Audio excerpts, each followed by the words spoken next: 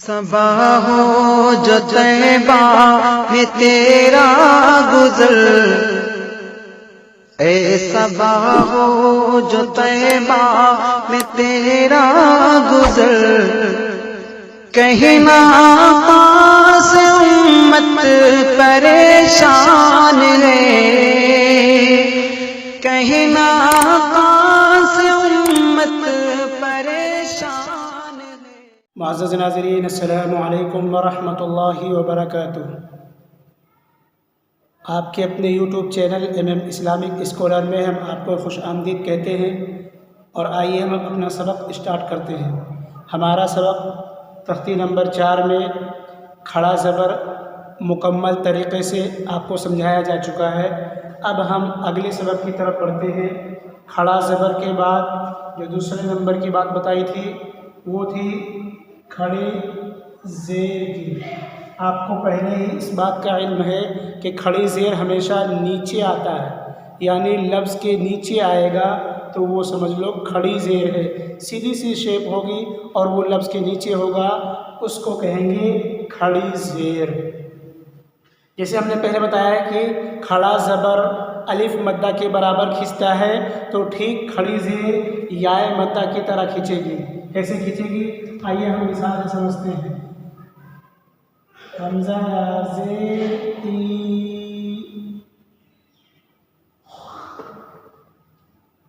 جیسے پہلے کھینچ رہا تھا، یہ یائے مدہ کی مثال ہے۔ اب ہم کھڑی زیر کی مثال دیں گے۔ حمزہ کھڑی زیر ای، اس میں اور اس میں کھینچنے میں کوئی فرق نہیں ہے، بس فرق صرف ہے لکھنے کا ہے، اور پڑھنے میں کوئی فرق محسوس نہیں ہوگا۔ جتنا اس کو کھینچیں گے اتنا ہی اس کو بھی کھینچیں گے۔ با کھڑی زیر بی، تا کھڑی زیر تی، سا کھڑی زیر سی۔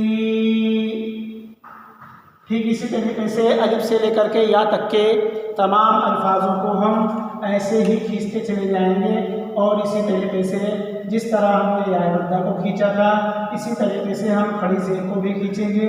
جیسے اس سے پہلے والی کلپ نمبر 4 کے اندر آپ کو بتایا جا چکا ہے کہ کھڑا زبر الف مدہ کی طرح ہوتا ہے، الف مدہ جتنا کھینچتا ہے اتنا ہی کھڑا زبر بھی کھینچا جائے گا۔ ٹھیک اسی طریقے سے یائے مدہ جتنی کھینچتی ہے اتنی ہی کھڑی زیر کھینچے گی۔ آئیے اب ہم اس کو ذرا اور بھی مثالوں سے سمجھنے کی کوشش کرتے ہیں۔ حمزہ کھڑی زیر ای، لام کھڑا زبر لا، کیا بن گیا؟ ای لا، فا زیر فی، ای لا فی۔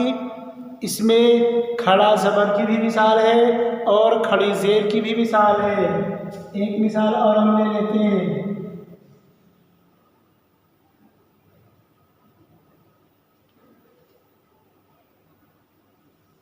با زیر بی، ہا کھڑی زیر ہی، کیا ہو گیا؟ بی ہی۔ با کو نہیں کھینچیں گے۔ تختی نمبر 3 والا سبق اچھی طرح یاد رکھنا، اس وجہ سے با کو بالکل نہیں کھینچیں گے، اور ہا کو یائے مدہ کے برابر کھینچیں گے، کیونکہ کھڑی زیر ہے اور کھڑی زیر کو ہم یائے مدہ کے برابر کھینچتے ہیں۔ ایک اور مثال لیتے ہیں، ذرا ہم آگے بڑھتے ہیں اور اس کے ذریعے سے اپنے سبق کو اور ہم آسان بنانے کی کوشش کرتے ہیں۔ عین زیر عی، با الف زبر با، عبا، دال زیر دی، عبادی، ہا کھڑی زیر ہی، عبادی ہی۔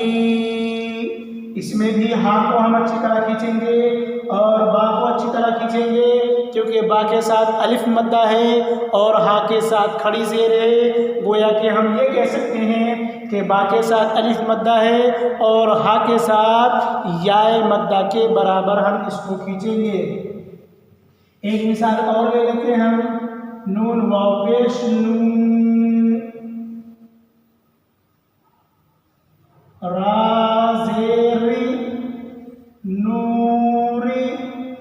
ہاں کھڑی زیر ہی، نورہی۔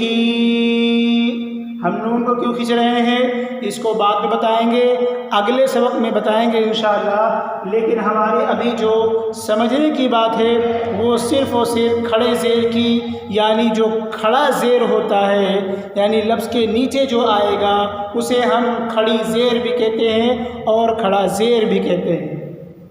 تو اس کو سمجھنے کا مقصد ہے، اس کو سمجھنے کی بات ہے کہ ہم اس کو سمجھیں یہ کیسے اپلائی ہوگا، کیسے داخل ہوگا، پھر کیسے استعمال ہوگا، اور اس کے بعد اس کی کیا آواز نکلے گی، ہم اس کو کیسے پڑھیں گے۔